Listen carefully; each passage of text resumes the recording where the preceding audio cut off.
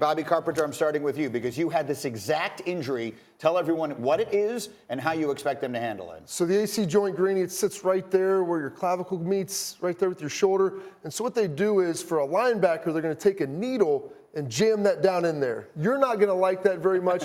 I didn't really like it at all. The thing is, I played linebacker. All I had to do was tackle people. You know, Mark, you could talk about trying to throw the football with this because what that's going to do is numb up the joint. So I don't know if that's really a possibility for Dak this week, given what he's going to be asked to do versus the other 21 players on the field. For a thrower, that's the last thing you want to do. If you get any kind of numbness or tingling, you're just not going to have the right sensation when you're trying to deliver that ball. I didn't love what I saw in those clips. Yeah. Just seeing him, I mean, he's not even lifting his arm up. He's being awfully conservative, even running. So I'm a little worried about that thing, but I mean, he's a gamer, he's tough, and he'll be ready to roll. It's going to be a function of pain tolerance, right?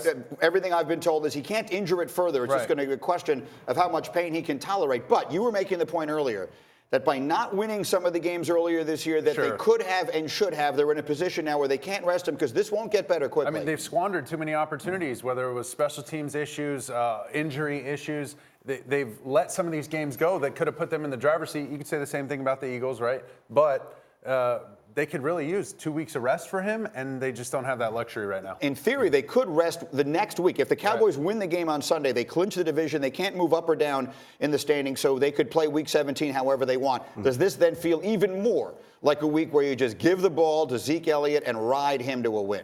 You would, but you also have to think about what the Eagles are thinking defensively, right? So the Eagles are going to say, all right, you're going to run the ball with Zeke 30 times, then we're going to load the box. And if we're going to do that, if I'm Kellen Moore, I'm going to say, fine, you load the box, and I'm going to now start with the play action as opposed to just running the ball. And the reason why is, as awesome as Zeke has been behind the center, finally Kellen Moore put him behind the center instead of shotgun, you need to loosen up that Phillies defense, and you have to do play action. In a world where we all know exactly what everyone's participation in practice is, we know, and thus the Eagles know, that Dak did not throw in practice all week long, may throw tomorrow for the first time before the game on Sunday. So as a defender, are you going to make him prove to you that he can throw the ball before you blitz.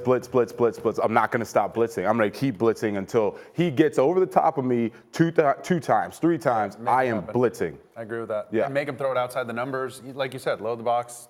What do you think about it? Pack the middle of the field, like you said. And I'll say this, I got a little tape, like 8-man, 9-man, like Zeke Elliott does a great job of breaking tackles. If they can get him through the initial surge of the line, like you run him against an 8-man box, you run him against a 9, it does not matter how many guys you have down. He's the ticket to this, and Jerry Jones is going to want to see him carry the ball, and that's the way they're going to win. All right, and does anyone at this table not like Dallas to win? We will make official predictions later, but I'll get a little sneak taste here. I like Dallas. Dak.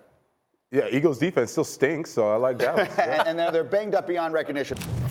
Thank you for watching ESPN on YouTube. For more sports, highlights, and analysis, be sure to download the ESPN app. And for live streaming sports and premium content, subscribe to ESPN+.